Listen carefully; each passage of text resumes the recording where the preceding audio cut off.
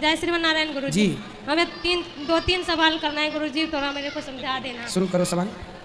जैसे गुरु जी आप बताते हो जो नारी को पति को सेवा करना ही धर्म होता है, और बच्चों को संस्कार देना माँ बाप को धर्म होता है। जो माँ बाप बच्चों को संस्कार नहीं देते हैं वो दुश्मन होते हैं। बिल्कुल। पर मैं तो कुछ नहीं कर पाई गुरु जी, मेरे को इतना पता ही नहीं मैं क्या करूँ ना। अभी पति हैं आपके? हाँ अच्छे हैं। पति तो मैं पति के बारे में क्या बोल सकूं, पति खुद है, उनसे पूछ लेना। पर मैं बच्चे छोटे हैं, अभी 12 साल के हैं, वो 2 साल से बीड़ी पीते हैं मेरे सामने। बीड़ी पीते हैं? हाँ, मैं इतने प्रताड़ित बच्चे से, पति से तो हूँ पर बच्चे से भी हूँ। पर गुरुजी मेरे कहाँ हैं आपके बच्चे? आप बोलते हैं जो पति को नहीं सेवा करते उसको भगवान कभी नहीं मिलते, पर भगवान मानना चाहिए पति को। पति का भी धर्म होता है कि वो नारी का सम्मान करे। मैं पति को ये दोनों बातें हम बोलते हैं। मैं पति को भगवान नहीं मानती ना मैं सेवा कर सकती। कहाँ है पति आपके? बहुत मेरे को ऐसे मजबूरी है। कहाँ है पति आपके? वो बैठी है उधर। पति बैठी है? कहाँ बैठा लो बताओ। और बच्चे भी है बैठे सारे आए। एक लड़की 12। पहले पति से बात कराओ अपने। इनके पति कहाँ हैं? ये 4 बच्चे हैं तो 2 लड़की। पहले पति से बात करा दो महारानी। कहाँ है पति देव आपके? जाओ पति के पास, यहाँ जाओ, बात कराओ पति से। माइक दो पति को। श्रीमन नारायण गुरु जी। जय श्रीमन नारायण। क्या हो रहा है? पत्नी आपकी क्या कहना चाह रही है? वो इसी से पूछ लीजिए क्या कह रही है। आप तो कह ही आए। तो आप ध्यान नहीं रखते अपनी पत्नी का? ध्यान नहीं रखते तो बच्चे इतने बड़े ऐसे हो जाएंगे। हाँ, इनको क्या तकलीफ है आपसे ये बताइए। मैं ध्यान ही नहीं रखता किसी का। बस आप ध्यान नहीं रखते? नहीं। बच्चे आपके कहाँ बीड़ी पी रहे हैं बता रही हैं ये? बच्चे, अगर मैं पूरे दिन ड्यूटी कर रहा हूँ, बच्चे को सबसे ज़्यादा माँ का ध्यान होना चाहिए। मैं शाम को आके अगर थोड़ा सा डांट दूँ तो ये खुद मेरे को गुस्सा हो जाती है कि क्यों इतना गुस्सा हो रहे हो। अच्छा, बच्चों को आप डांटते हैं तो ये गुस्सा होती है? हाँ, अगर बच्चे को मैं पढ़ाता हूँ, बच्चे की पढ़ाई में भी अगर मैं उसको शिक्षा देता हूँ पढ़ने लिखने का, उसके लिए भी अगर मैं डांट दूँ, एक थप्पड़ मार दूँ, उसके लिए भी गुस्सा होती है। तो मैं क्या करूँ बोलिए आप? क्यों? बच्चों को डांटना जरूरी होता है, नहीं तो वो गलत रास्ते पर चलेंगे। इसके पास बच्चों के लिए घर के लिए समय नहीं। सुबह अरे तो काम, मर्द आदमी काम ना करे तो घर कैसे चले? काम तो करना ही पड़ेगा ना। पर ये काम करके क्या करते हैं? बच्चों को पढ़ाई आके क्या? शराब तो नहीं पीते? ये शराब काम करके आज तक ये कुछ किया ही नहीं है। शराब पीते हो आप?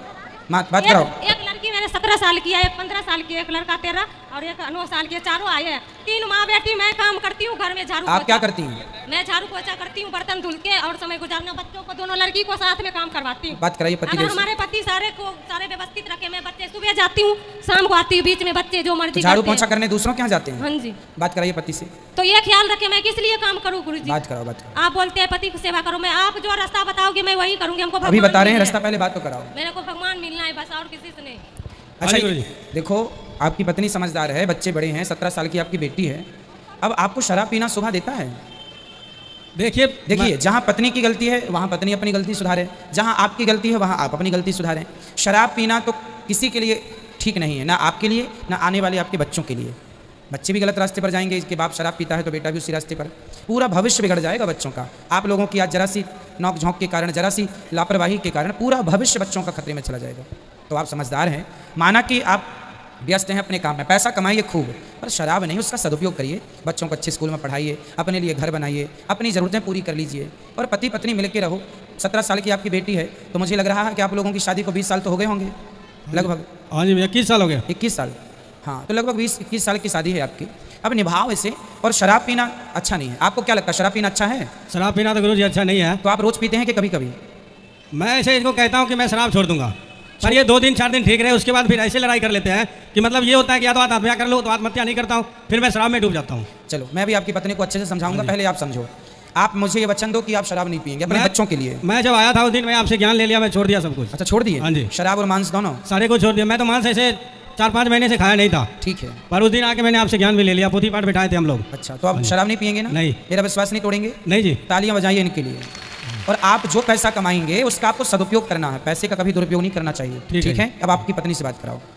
अब ये सदा के लिए शराब छोड़ चुके हैं, आपको भी अपने पति का सम्मान करना चाहिए। मैं सम्मान करने के लिए तैयार हूँ गुरुजी, आपको बताइए एक एक रास्ता पर चलने के तैयार। हाँ, अब से आप अपने पति को भगवान मानेंगी? मानूंगी, पर ये दारू पी का अब नहीं, अब दारू का नाम मत लो। अब ये नहीं पियेंगे ना, बोल दिया इन्हें, ये नहीं पियेंगे। से 20 साल हो गए आज तक, इतने ब्याज पे पैसा उठा रखी है, अभी तक नहीं चुका है, किसी को देते नहीं है, सबसे ले लेते हैं और किसी को वापस नहीं करते, सब गाली देते हैं। मैं बिहार के हूँ, अभी पंजाब में रह के 3 माँ बेटी काम करके पैसे देती हूँ सबके, पर इसको हाथ के देती हूँ उसको देने के लिए, उसमें भी से लेके भी पीता है।